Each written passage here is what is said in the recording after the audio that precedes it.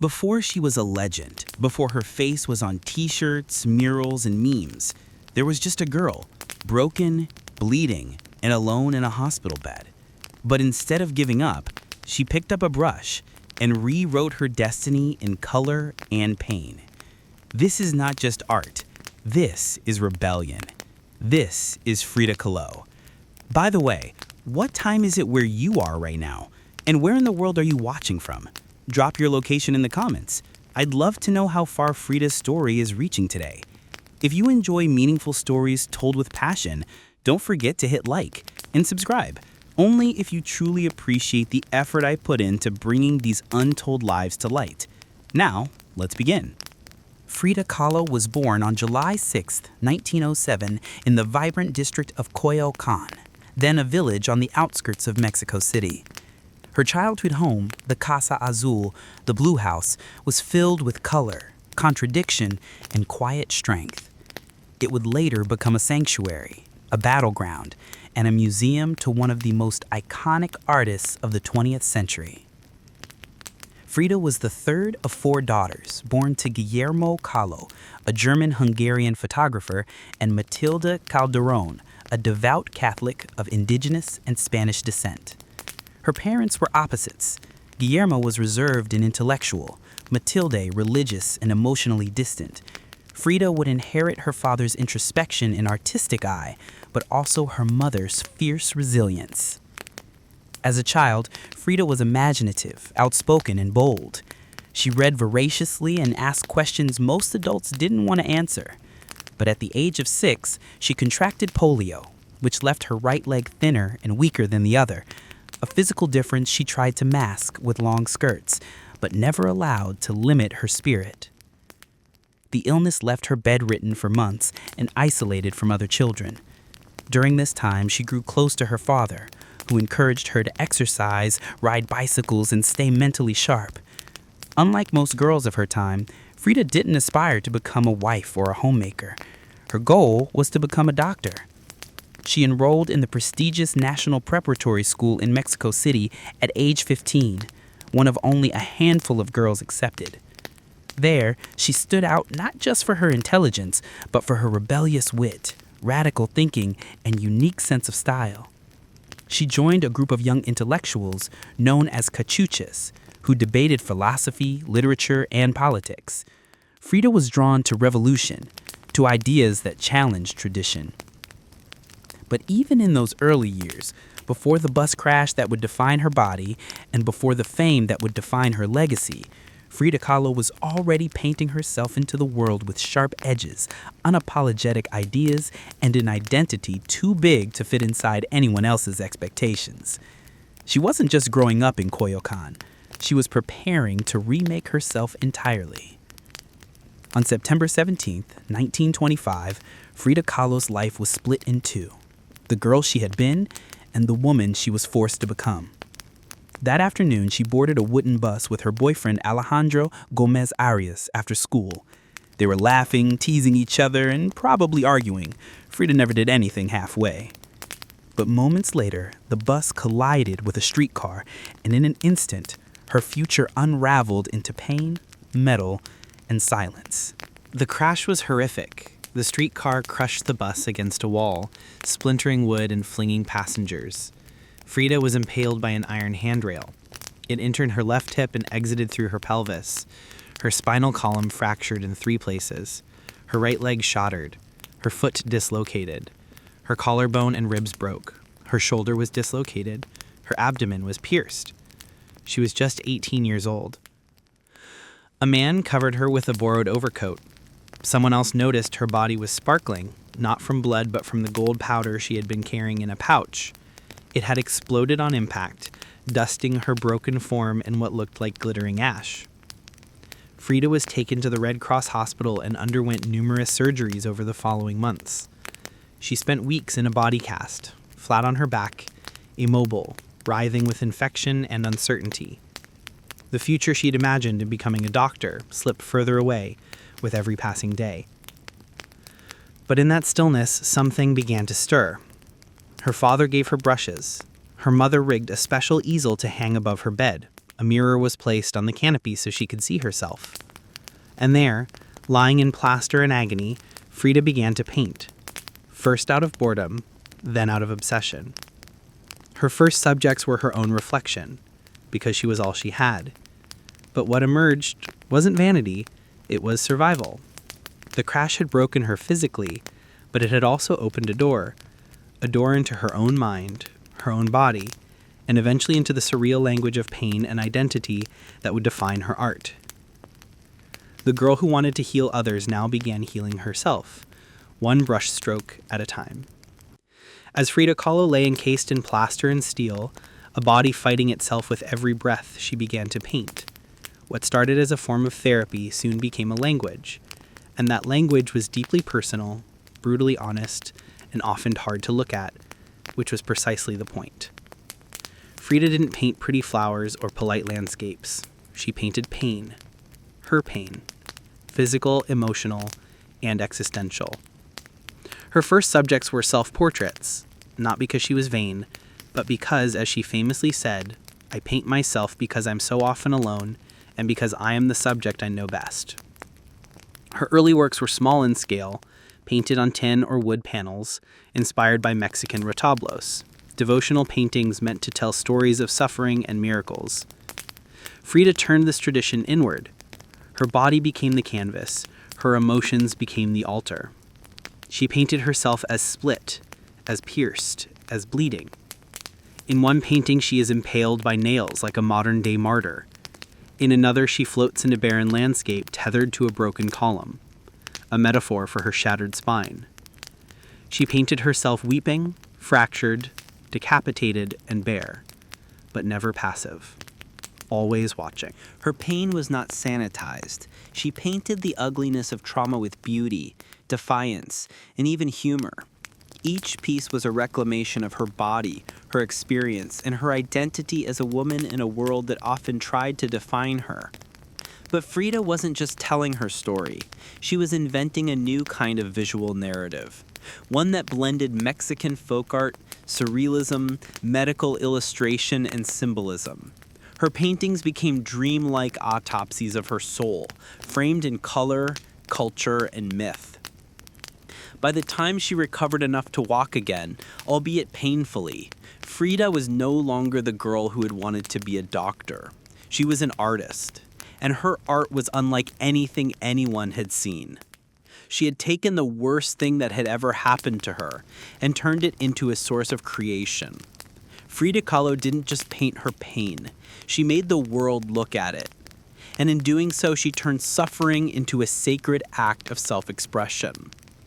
Still recovering, still painting, and just 21 years old, Frida Kahlo met the man who would become the most profound and turbulent relationship of her life, Diego Rivera. He was 20 years her senior, already Mexico's most famous painter. Massive in stature and presence, Rivera was a giant of Mexican muralism, known for his sweeping, politically charged frescoes that told the story of the Mexican people. Frida had seen his work before. She admired it, but now she wanted his opinion of her work. She brought her paintings to him at the Ministry of Education, interrupting his scaffolded work to ask bluntly, "Do I have talent?" Diego took one look and said, yes, and not just out of kindness. He recognized in her something rare, an unfiltered voice, raw and unpretentious, full of rage, irony, pain, and beauty. They began a relationship that was as consuming as it was creative. Frida once said, "I suffered 2 accidents in my life, one in which a streetcar knocked me down. The other was Diego." They married in 1929, an odd pairing to outsiders. Diego, massive, unfaithful, politically famous. Frida, sharp-tongued, fiercely independent, already walking with a cane. Her parents called it a marriage between an elephant and a dove. Their bond was passionate but chaotic. Diego supported her art and encouraged her growth as a painter, but he was also endlessly unfaithful, even with Frida's own sister, Christina.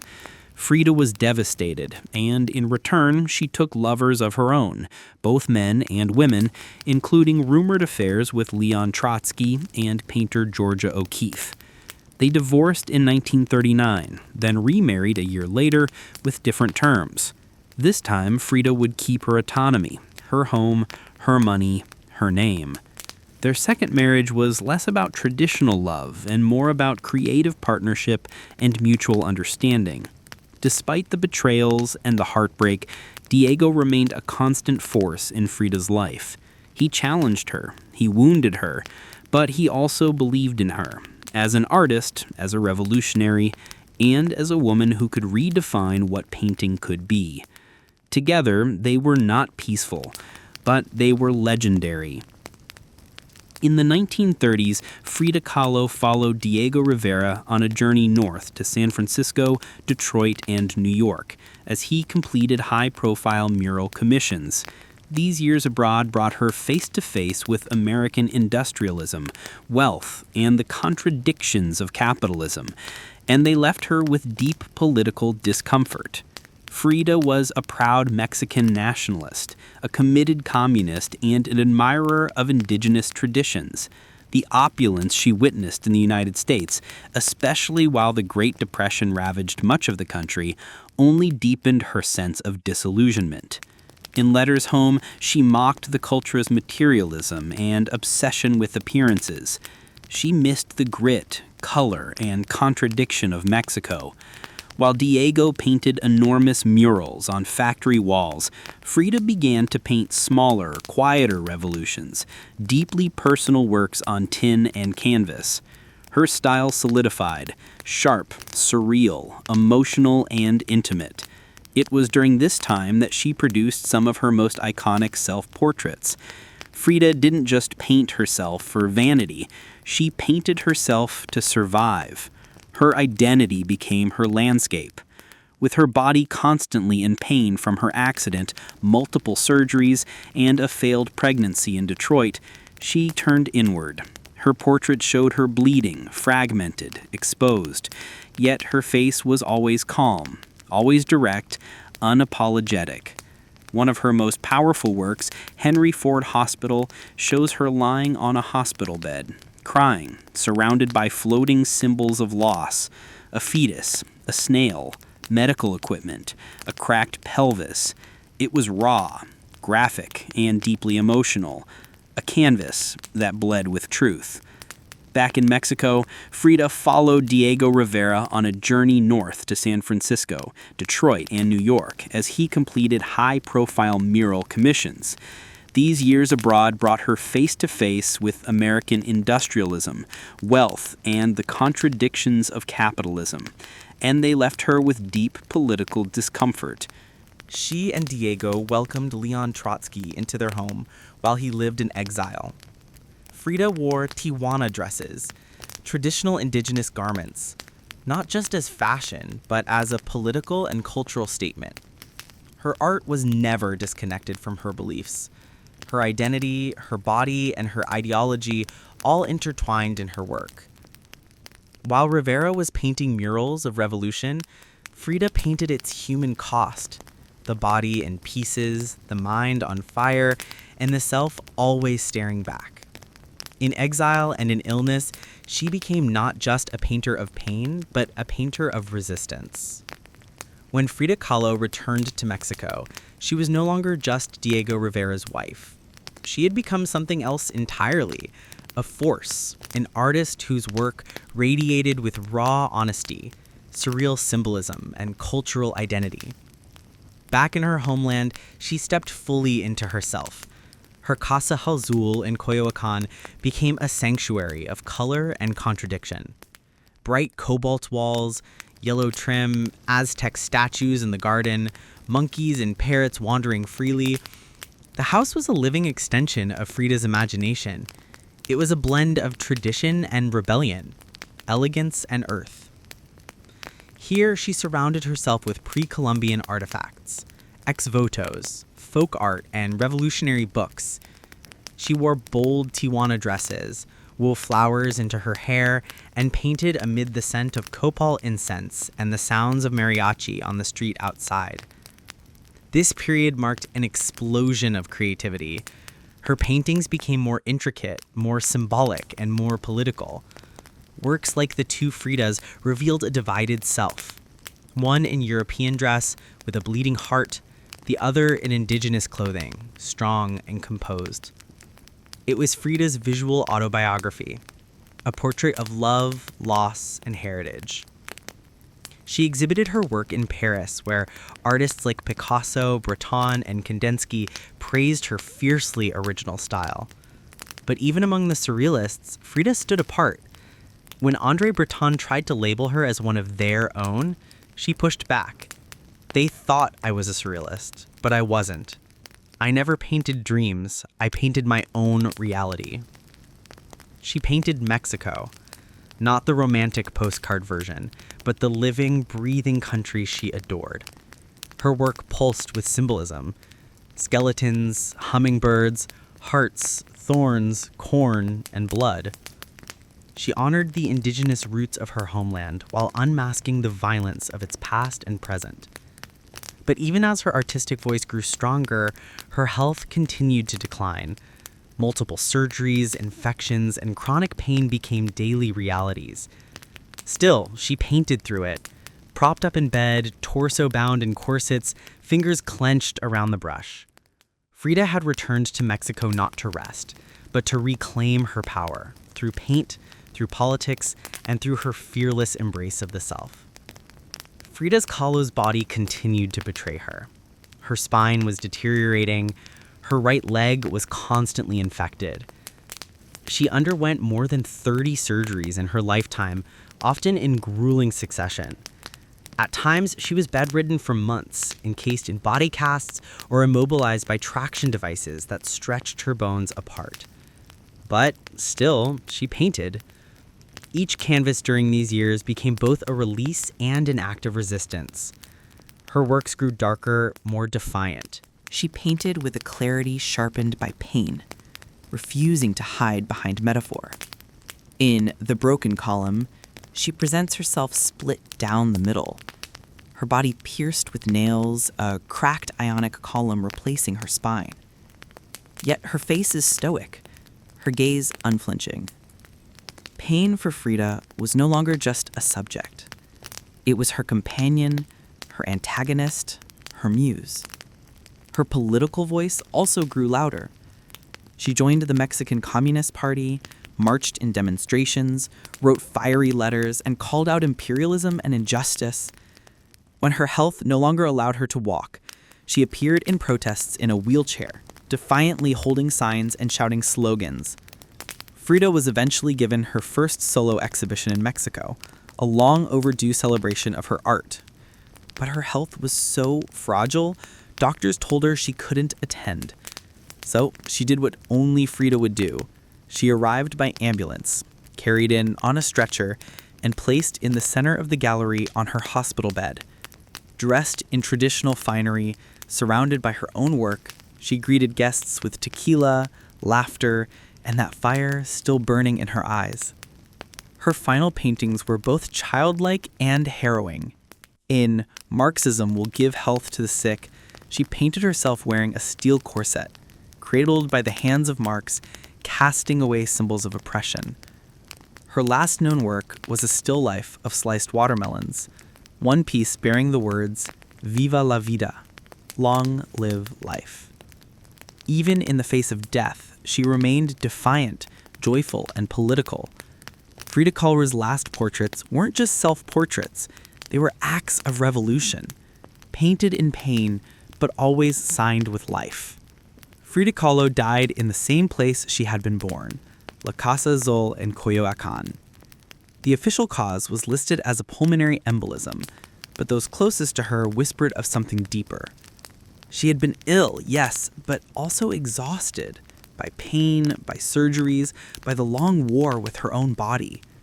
Just days before, she had attended a political protest against the CIA coup in Guatemala.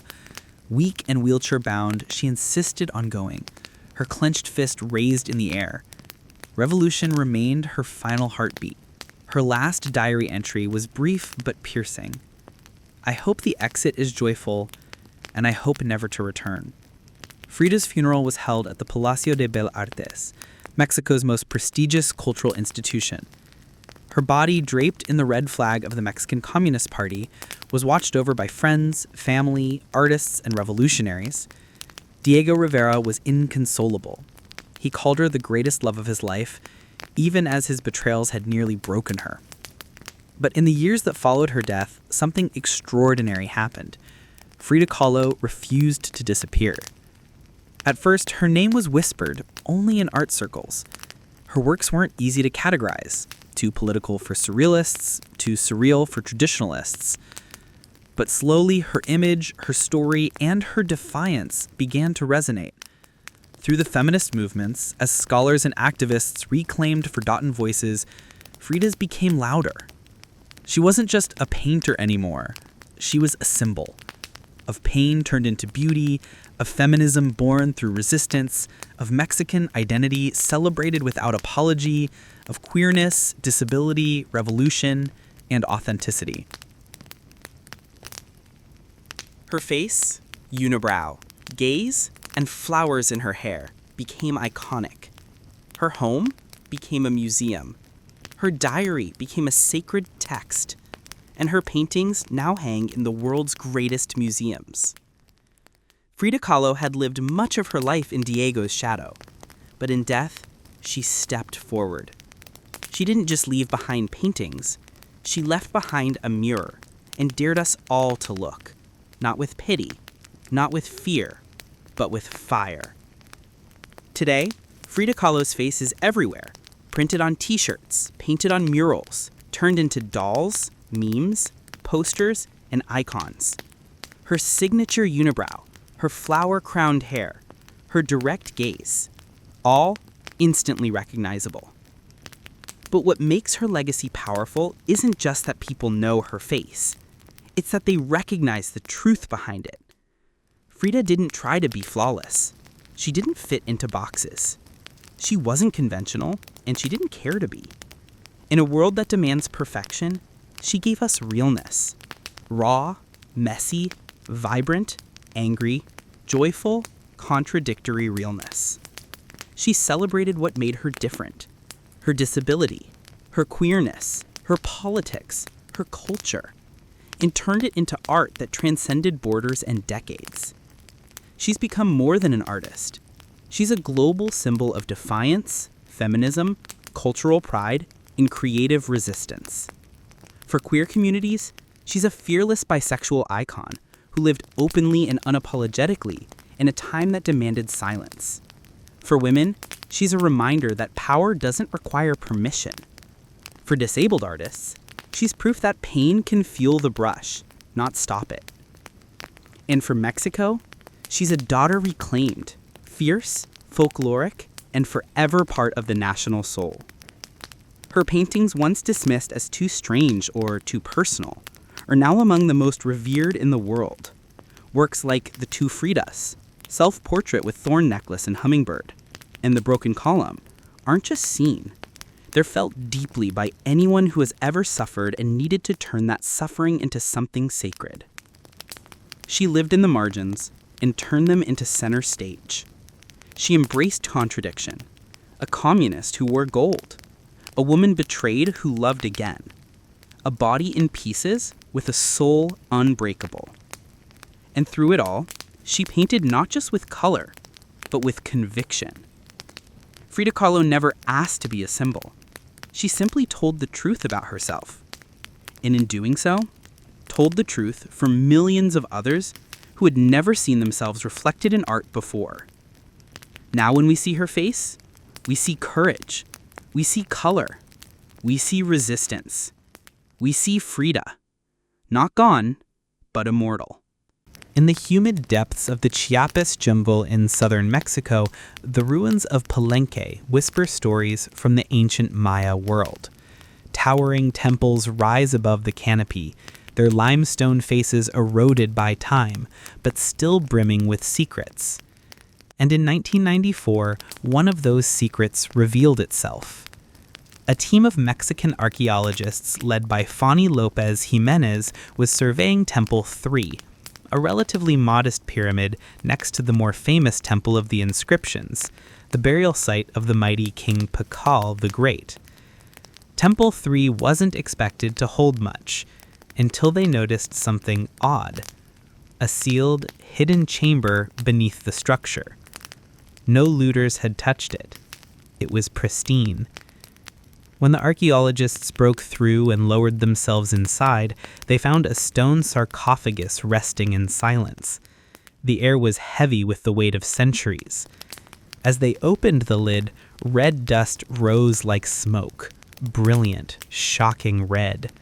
The interior was covered in powdered cinnabar, a toxic mercury sulfide used ceremonially by the Maya. And lying within that crimson cloud was the skeleton of a woman. She had been buried with care and reverence. Her bones were fragile but intact, her skull still wearing a jade mask, and her body surrounded by funerary offerings, necklaces, diadems, ear spools, all crafted from jade and shell. Everything about the burial screamed royalty, yet no name was inscribed. No glyphs identified her. It was one of the richest female burials ever found in Mesoamerica, and yet it was a total enigma. Why was she buried in red powder? Who was she? Was she a queen, a priestess, or perhaps even Pakal's wife? The researchers called her the Red Queen, and the name stuck. But even with modern forensics, they couldn't say for sure who she was, only that she had lived around the 7th century during the Golden Age of Palenque. Unlike most Maya tombs, hers had been hidden, untouched, and purposefully isolated. Her burial wasn't just ceremonial, it was spiritual. This woman wasn't meant to be remembered with words. She was meant to be remembered through ritual, through color, and through the mystery she left behind. The most haunting feature of the Red Queen's tomb wasn't her jade jewelry or the silence of the sealed chamber. It was the red dust. A thick layer of powdered cinnabar covered everything: the sarcophagus, the walls, her bones, even the offerings around her. It clung like blood to stone. To the Maya, this was no accident. Cinnabar, made from crushed mercury sulfide, was one of the most sacred and dangerous substances in the ancient world. Its vibrant red color wasn't just visually striking. It symbolized blood, rebirth, and the life force that connected the human and divine realms. Red was sacred. It was the color of sunrise, of sacrifice, of life emerging from death. It was spiritual. Covering the dead in cinnabar was a ritual meant to transform the body, preserving it not for eternity, but for transition. In Maya belief, death wasn't the end. It was a passage, a crossing into another cosmic layer. And so the Red Queen, whoever she was being prepared not just for burial, but for deification. But there's another layer to this. Cinnabar is toxic. Repeated exposure can lead to mercury poisoning, tremors, hallucinations, even death. The Maya likely didn't understand the chemistry, but they felt its potency. It was volatile, powerful, dangerous. To bathe the corpse in it was to declare this person was no ordinary mortal. In Palenque, very few were buried with cinnabar. Pakal the Great, the mighty king whose pyramid dominates the site, was one. His body, like hers, was also saturated in the red powder. That detail alone drew speculation. Was the Red Queen his wife, his mother, or someone of equal divine status? Her skull had been placed on a layer of jaguar skin, another sacred symbol. Around her, bone needles, obsidian blades, and miniature jade figurines hinted at rituals performed either during her life or in honor at death. Every part of her burial told a story without words, a story of power cloaked in secrecy, a woman prepared to cross into the underworld, not in silence, but in ceremony, drenched in the color of sacrifice. Surrounding the Red Queen's crimson-drenched remains was a world of silence, broken only by the gleam of jade, shell, and obsidian. These were not mere ornaments, they were offerings, each one carefully chosen to accompany her on the journey to the Maya afterlife, the Xibalba.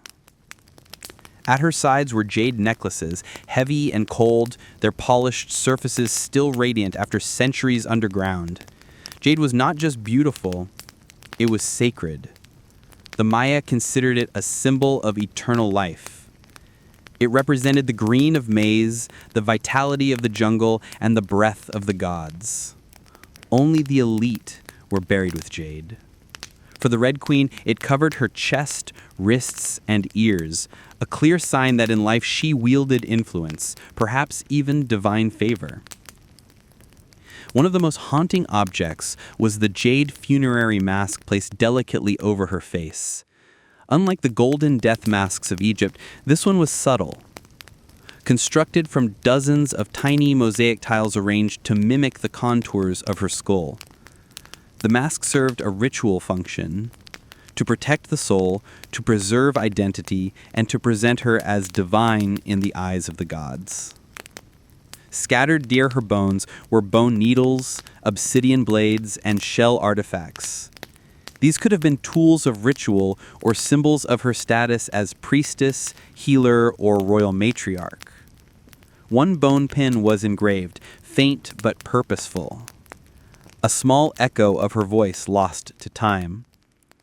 At her feet and along the edges of the tomb were ceramic vessels, still sealed, likely once filled with offerings, food, drink, or incense to sustain her spirit beyond death.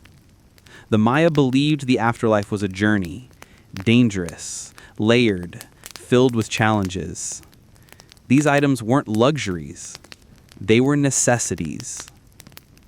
To modern eyes, the tomb feels intimate, not overloaded, but intentional. There was no gold, no chariots, no pomp, just items chosen with spiritual weight. It was a map for the soul. Through these treasures, we glimpse how the Maya understood death, not as finality, but as a transition of power. The Red Queen wasn't buried to be forgotten. She was being prepared to ascend. For all the grandeur of her tomb, the Red Queen left behind one haunting void. No name. No inscriptions adorned her sarcophagus. No glyphs on the walls identified her. She was clearly someone powerful, but who? From the moment her tomb was opened, scholars began trying to connect the dots. The most compelling theory was that the Red Queen was Sakbu Ajau, the wife of Kinich Janab Pakal, known today as Pakal the Great, the most famous ruler of Palenque. Sakbu Ajau was more than just Pakal's consort. She was born into nobility and married into Palenque's royal dynasty at a young age. She bore at least 3 sons, all of whom held high status, and she played a ceremonial role during her husband's reign. If anyone could be buried with such honor, it was her. Supporting this theory was the tomb's location, just a few feet away from Pakal's own grand burial in the Temple of the Inscriptions. The proximity suggests a deliberate pairing, husband and wife rulers even in death. And then there's the cinnabar. Only 2 burials in Palenque were found with such intense cinnabar coverage, Pakal and the Red Queen. It's unlikely this was coincidence. But here's where the mystery deepens. DNA tests were conducted on both sets of remains in hopes of confirming the connection, but the results, inconclusive. The woman's bones showed no direct maternal link to Pakal. But that didn't rule out a spousal relationship. After all, marriage does not require shared blood. Some have argued she could have been Sakkuk, Bakal's powerful mother who ruled Palenque before he came of age. Others suggest she may have been a high priestess, a sister, or a royal ancestor whose name has simply been lost to history's erosion. Still, the evidence points most strongly to Zakbuahau, a queen by title, a mother of kings, and a spiritual counterpart to Pakal. The lack of name may not be an oversight. It may have been intentional. In Maya cosmology, the soul lived on not through monuments, but through ritual, symbol, and the whispers of the earth. And so the Red Queen remains suspended between legend and truth. A woman who ruled, remembered not in stone, but in scarlet and silence. To understand the Red Queen, we must understand the world she came from. A world where Maya women, especially royal ones, held more influence than many realize. In Maya civilization, politics was often a family affair. Royal women weren't merely passive consorts. They were diplomats, priestesses, and power brokers. They conducted rituals, sponsored temples, and played crucial roles in maintaining dynastic legitimacy. Their bloodlines were political capital, used to forge alliances and secure claims to the throne. Take Sakkuk, for example, the mother of Pakal the Great. When the throne of Palenque was left vacant, she took power herself and ruled as queen regent until her son came of age. She wasn't a placeholder. She was a ruler in her own right, issuing decrees and overseeing construction projects. Without her, Pakal may never have risen at all. And she wasn't an anomaly. Across the Maya world in places like Yaxchilan, Naranjo, and Calakmul, inscriptions show women performing major ceremonies, engaging in warfare, diplomacy, and sometimes ruling outright. They were often portrayed in stelae and murals, dressed in elaborate headdresses and regalia, standing beside kings as equals or sometimes above them. Their words were carved in glyphs. Their names were remembered until they weren't. By the time Spanish conquistadors arrived centuries later, much of that memory had eroded. The colonial lens saw Native women as silent figures in a male-dominated world, but the archaeology tells a different story, one of complex gender roles, where power was negotiated, not simply inherited. This context casts the Red Queen in a new light. She may not have ruled in name, but her burial, rich, sacred, and positioned beside Pau, suggests she was a central pillar in the royal order. Her jade mask wasn't just decoration, it was a symbol of identity, of power held in life and protected in death. Her bloodline may have been the very glue that held Palenque's dynasty together. In Maya civilization, a queen wasn't just a queen. She was a keeper of sacred lineage, a voice in ceremony, and often the bridge between gods and men. The Red Queen may be nameless, but in her world, she was never voiceless. The Red Queen wasn't just buried with treasures. She was buried in architecture rich with purpose, layered with Maya cosmology, ritual symbolism, and intentional design. Her tomb wasn't merely a grave, it was a gateway to eternity. Her body was discovered inside Temple 3, one of the smaller pyramids within the heart of Palenque. Yet its proximity to Temple of the Inscriptions, the resting place of Pau the Great, is telling. These temples weren't built randomly. Their positioning was sacred, guided by astrology, myth, and dynastic legacy. Temple 3 rises modestly compared to its grand neighbor, but it hides something more intimate, a sealed crypt untouched by looters, perfectly preserved. It was constructed deep within the temple's core, accessible only by a steep, narrow staircase. The descent into her tomb feels almost symbolic, a ritual journey downward into the underworld. The chamber itself is stark, made of cut stone and sealed tightly for over 1,130 years. No glyphs or murals cover the walls, no ornate carvings tell her story, but perhaps that silence is intentional. This was a space not for the living to interpret, but for the dead to transform. At the center, her sarcophagus sits like an altar, crafted from limestone. It echoes the grand stone coffin of Pal next door. While Pal's lid is famously engraved with scenes of cosmic rebirth, the Red Queen's tomb is more subdued. The focus is inward, on the body, on the cinnabar, on the ritual of death itself. And yet, there are subtle architectural cues that hint at deeper meaning.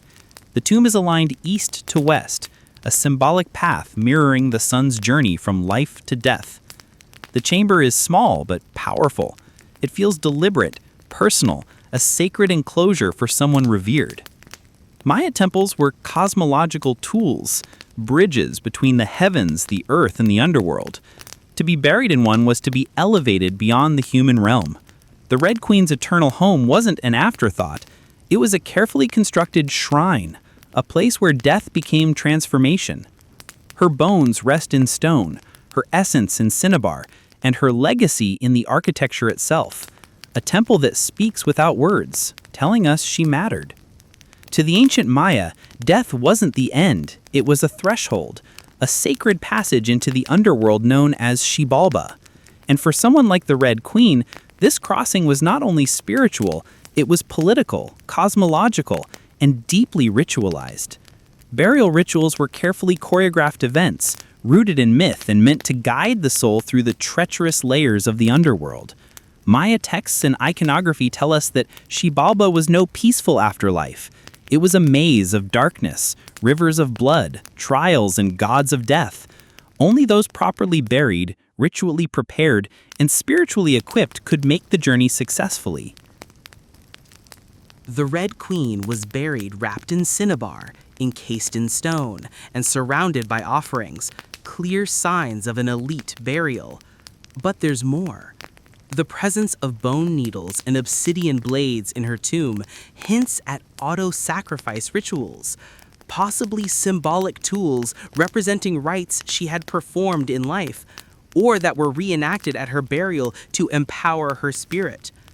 Her jade mask, carefully assembled from small green tiles, was not simply decorative. It may have served as a spiritual vessel, preserving her face and identity as she journeyed into the afterlife. In Maya belief, the face was a mirror of the soul, and the soul needed to be recognized by the gods. The ceramic vessels surrounding her may have once held chocolate, maize, water, or even pulque to nourish her in the next world.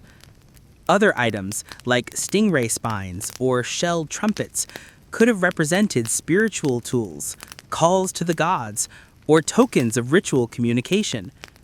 Burial wasn't just a goodbye, it was a transformation. The Maya believed in cycles, death as seed, burial as planting, and the afterlife as rebirth. Kings and queens were often seen as earthly incarnations of gods, and in death they returned to those divine origins. The Red Queen, covered in the color of blood, entombed in a pyramid, and honored with offerings, was being prepared for rebirth, not as a mortal, but as a being tied to the sacred order of the cosmos. Her burial wasn't the end of her story, it was the beginning of her legend. Just a few steps away from the Red Queen's final resting place lies one of the most iconic tombs in Mesoamerica, that of Kinichinab Pakal, known simply as Pakal the Great. His burial inside the Grand Temple of the Inscriptions is celebrated for its artistry, scale, and deeply spiritual symbolism. But what makes the Red Queen's tomb so extraordinary is not only what was inside, it's where it was found. Her sarcophagus was hidden within Temple 3, directly adjacent to Pakal's monument. In a city like Palenque, where every temple was carefully positioned to reflect cosmic principles, this closeness was no coincidence. It was intentional, a statement etched in stone. Many scholars believe the Red Queen was Takpu Ajal, Pakal's queen and trusted consort. While her tomb lacks inscriptions, the similarities between their burials are striking, both wrapped in cinnabar, both entombed in pyramids, both buried with jade, and both treated with extreme reverence. These rituals mirror each other, two halves of a sacred narrative. Pakal's lid famously depicts him falling into the underworld tree, a cosmic scene of death and rebirth. The Red Queen's simpler tomb contains no such iconography, but the symbolism lies in the pairing itself. If Pakal represented the sun, journeying through the underworld at night to rise again, then the Red Queen may have represented the moon, the feminine force that follows its own mysterious path in the sky. Together, they embodied a cosmic duality, masculine and feminine, king and queen, sun and moon, order and ritual. In Maya mythology, rulership was not singular, it was relational. Harmony in the cosmos required balance, and that balance extended into the dynastic court. By placing the Red Queen beside Pakal, the Maya were preserving not just a marriage, but a cosmic partnership. Their proximity in death may have mirrored their roles in life, a queen not behind, but beside her king, sharing not just a throne, but a legacy. In their tombs, they speak without words, two souls wrapped in cinnabar and stone, joined across eternity, one of history's most sacred silences. Though her name was lost to time, the Red Queen of Palenque endures, not as a forgotten relic, but as one of the most enigmatic and powerful women of the ancient world. Her tomb, sealed for over 1,300 years, now whispers across centuries, inviting questions that echo louder with every discovery. She represents a mystery that still resists full understanding. We may never know exactly who she was. No glyph carved her name. No stela told her story. And yet, the care in her burial, the richness of her offerings, the symbolism of her crimson-drenched bones, all speak of a woman profoundly important, not merely as a wife or consort, but as someone who held real influence, spiritual weight, and royal blood. Today, the Red Queen forces us to reevaluate assumptions. She's a reminder that in the ancient Maya world, women were not silent. They led rituals, governed cities, and shaped dynasties. While kings like Pakal have long taken the spotlight, the Red Queen's reemergence reminds us that power did not belong to men alone. It flowed through mothers, queens, priestesses, and visionaries. Her legacy is more than the treasures she left behind. It's the conversation she started among archaeologists, historians, artists, and storytellers. Every jade bead, every layer of cinnabar, every architectural choice in her temple tells us something deliberate. This woman mattered. And perhaps that's the most extraordinary part of her story. Not what we know, but what we still don't. The Red Queen teaches us that history isn't just a collection of facts. It's a living puzzle, a shared human longing to connect with the past. In that sense, her legacy is still unfolding. She lies wrapped in red, the color of life and sacrifice, of blood and rebirth. Her face, once hidden behind a jade mask, now stares back at us through science, art, and wonder. She remains nameless, but not voiceless, mysterious, but not forgotten. The Red Queen may have ruled a kingdom in life, but in death, she rules something greater, our imagination. Her tomb was sealed in stone. Her story was written in silence. And still, somehow, she speaks. Long before she was Catherine the Great, Empress of all Russia, mistress of reform and icon of ambition, she was simply Sophie. Born Sophie Friederike Augusta von Anhalt-Zerbst in 1729, she was the daughter of a relatively obscure German princely family. Her tiny duchy in Pomerania offered little in terms of power. But Sophie herself, she had something no title could provide. Razor-sharp intelligence, relentless charm, and a quiet, burning hunger for greatness. Her upbringing was strict. Her mother Johanna was cold and calculating, not a warm, nurturing figure, but a social climber obsessed with status. Her father, a Prussian officer, was more distant than disciplinarian. From a young age, Sophie learned to walk the fine line between obedience and cunning. She read voraciously, spoke multiple languages, and learned how to observe a room before speaking in it. Skills that would soon become survival tools in one of Europe's most brutal courts. When Empress Elizabeth Petrovna began searching for a wife for her heir, Grand Duke Peter, she looked beyond Russia's borders.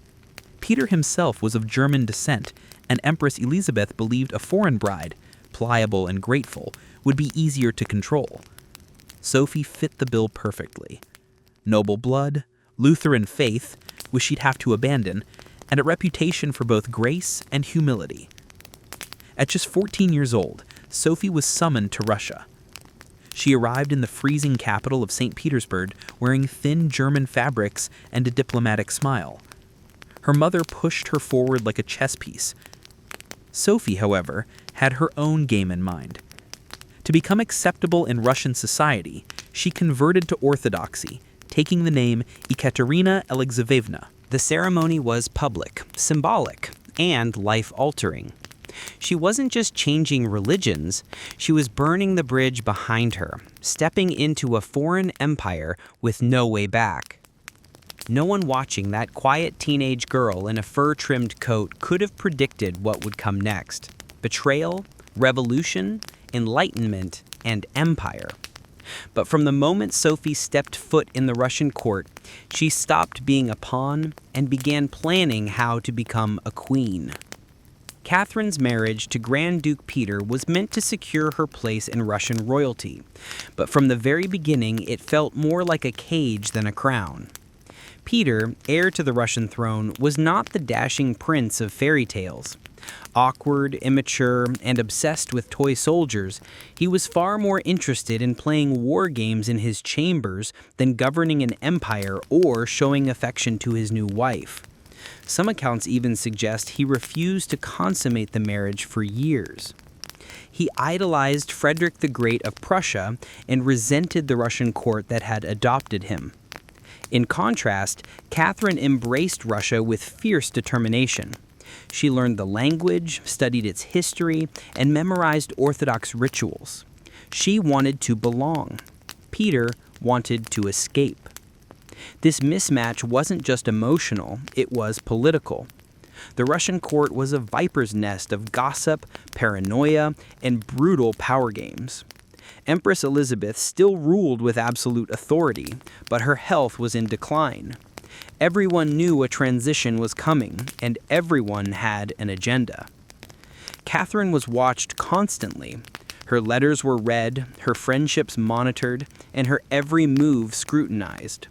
She couldn't trust her husband, her mother, who was still whispering in her ear on behalf of foreign interests, or even her servants.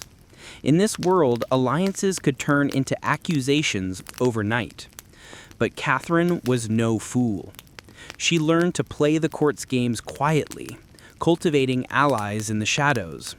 She charmed military officers, made friends with scholars, and developed a reputation for dignity and restraint, a stark contrast to her husband's childish tantrums and open contempt for Russian traditions.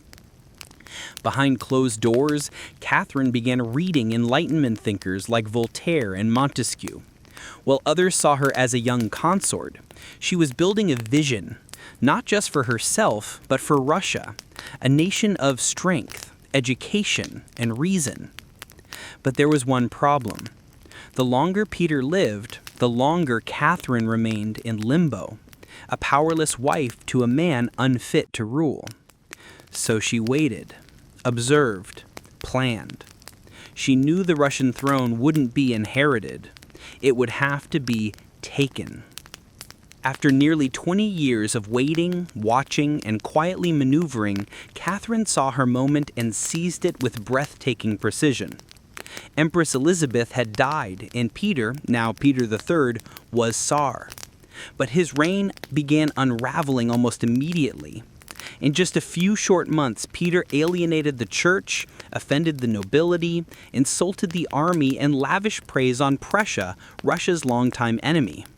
He reversed key policies, humiliated the clergy, and talked openly about divorcing Catherine to marry his mistress. The court, already wary of his erratic behavior, turned cold.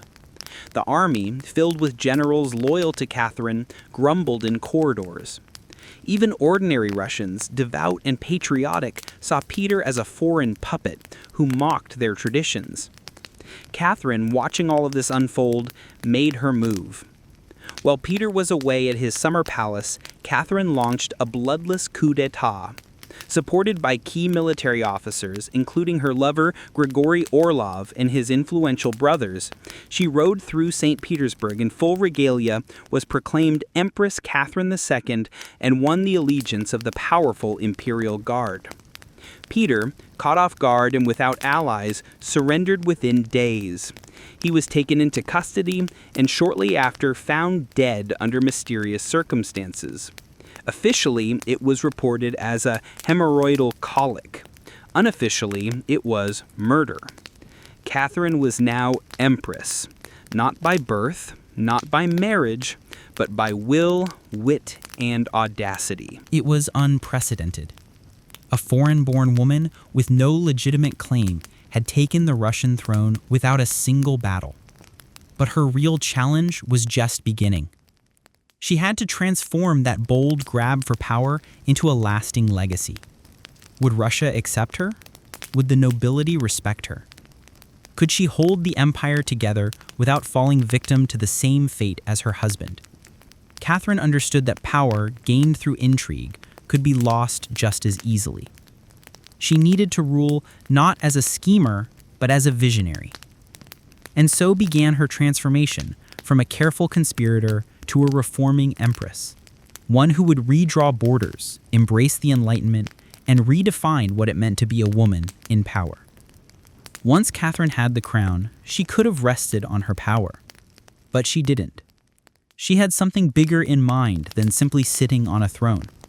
She wanted to transform Russia, not just militarily or politically, but intellectually.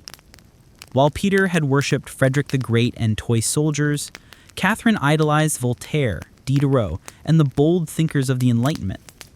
She believed in reason, progress, education, and the role of a monarch as a servant of the people, even if she herself ruled with absolute authority. Catherine didn't just read Enlightenment philosophy, she lived it. She corresponded directly with Voltaire for over 15 years, flattering him while defending her autocracy. She invited Diderot to her court and even purchased his entire library to support him financially. Behind closed doors, she pored over legal texts, debated reforms, and crafted policies to modernize the empire. Her early reign was filled with efforts to codify Russian law. She formed the Legislative Commission, an ambitious project intended to rewrite the entire legal code of Russia. Catherine's own nakaz, or instruction, was a political manifesto in disguise, one that spoke of equality before the law, the dangers of torture, and the responsibility of rulers to serve the common good. For an empress in 18th century Russia, it was radical. But Enlightenment ideals had to survive the realities of Russia, a vast, feudal, deeply conservative land ruled by nobles who liked their serfs exactly where they were, beneath them. Catherine knew this. While she advocated reform, she moved carefully. She abolished some forms of torture, expanded access to secular education, and built schools and libraries. But she also reaffirmed the nobility's control over their serfs to keep them loyal. This was Catherine's balancing act. A philosopher queen in public, a practical empress in private. She walked a tightrope between ideology and survival, between the shining salons of Paris and the gritty politics of Moscow. Her vision for Russia was bold, but always calculated. In many ways, Catherine wasn't trying to make Russia European. She was trying to make Russia modern, on her terms. And that meant reform, yes, but with an iron hand in a velvet glove. Catherine wasn't content with reforming Russia from within. She wanted to expand it outward, to make it an empire worthy of fear, admiration, and envy. Where Peter the Great had opened a window to the west, Catherine aimed to knock down the walls. Under her leadership, Russia's borders stretched wider than ever before. She waged wars not just for defending her crown, but to reshape the map of Europe. One of her most significant campaigns was against the Ottoman Empire. These wars weren't just about territory. They were about influence. Catherine saw herself as the liberator of Orthodox Christians living under Muslim rule, and as the rightful protector of Eastern Europe. Under generals like Alexander Suvorov and Grigory Potemkin, Russia captured key regions including Crimea, the northern coast of the Black Sea, and access to warm water ports, something Russian czars had coveted for generations. These victories weren't just military, they were symbolic. With each conquest, Catherine sent a message. Russia was no longer the distant, backward cousin of Europe. It was a continental force. She also turned her gaze westward. In a series of deals and diplomatic maneuvers, Catherine participated in the partitions of Poland, carving up the struggling Polish. By the end of the Third Partition, in 1795, Poland was erased from the map, and Russia claimed vast new lands and millions of new subjects. But Catherine didn't just conquer with armies, she also colonized with ideas.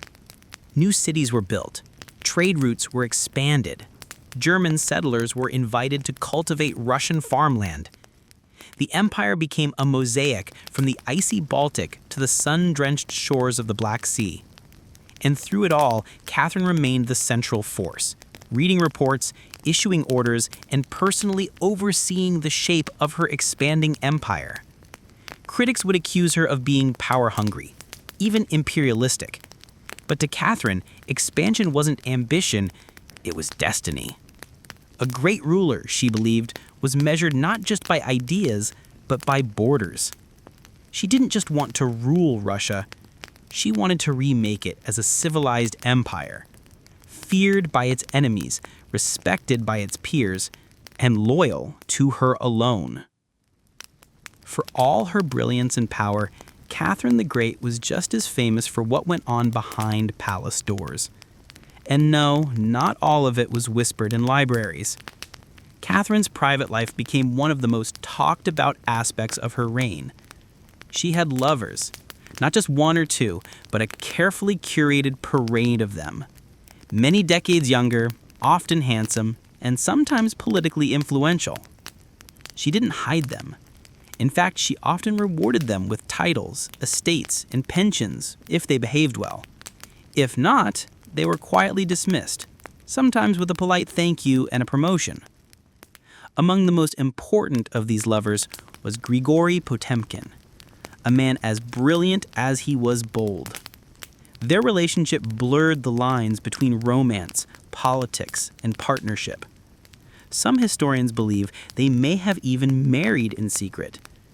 Together, they shaped military campaigns, colonization projects, and the transformation of southern Russia. Potemkin wasn't just a lover, he was her co-ruler in many ways. Still, Europe couldn't look past the scandal. Gossip swirled. Satirical pamphlets painted her as lustful, insatiable, even unhinged. And after her death, the rumors only got worse. The most infamous being the completely false and grotesque tale involving a horse, spread by her enemies to smear her legacy. But why the obsession? Simple. Catherine was a woman who wielded power unapologetically. And in a world where female rulers were expected to be either saintly virgins or tragic figures, she refused to play the role. She lived, loved, and ruled on her own terms. And that made her dangerous.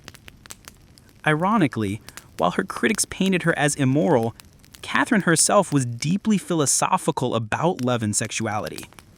She believed pleasure was a natural part of life, and that personal relationships didn't have to threaten public responsibility. She separated emotion from governance, a feat few male rulers managed. In reality, her liaisons were often strategic. She surrounded herself with men who were loyal, capable, and politically useful. And when they ceased to be, she let them go, usually with a smile and a generous retirement.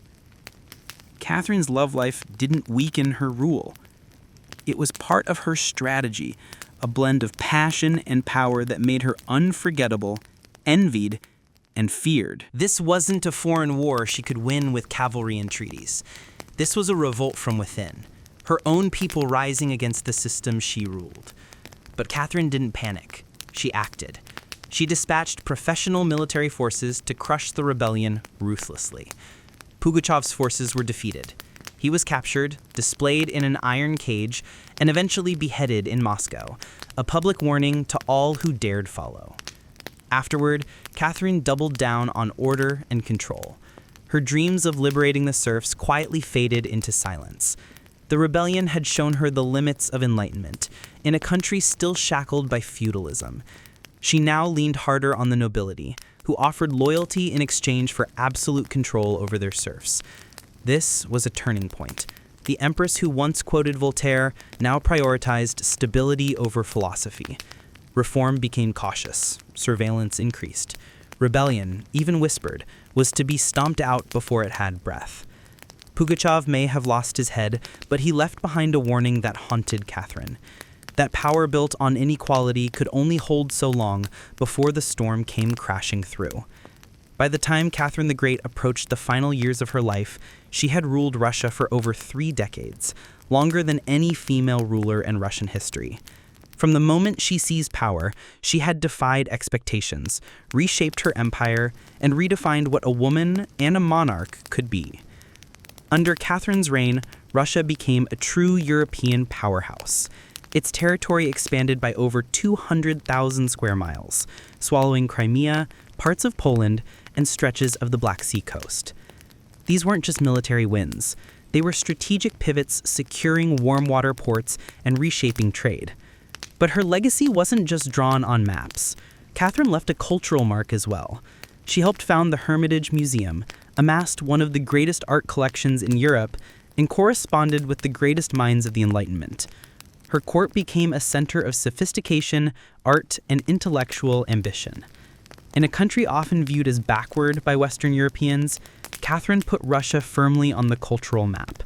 She modernized education, founded schools for girls, and promoted the printing of books.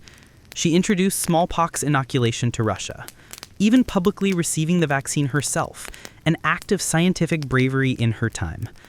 Yet her reign was also one of contradictions. While she admired Enlightenment ideals, she never freed the serfs. In fact, she extended serfdom deeper into Russia's territories. Her reforms, while impressive, remained mostly top-down, designed to polish the empire without truly transforming its foundations. Still, Catherine's rule brought stability and ambition. She understood that power was not inherited, it was crafted, managed, and constantly defended. She ruled not by divine right, but by force of will, political brilliance, and relentless calculation. She was called many things: a usurper, a tyrant, a reformer, a seductress.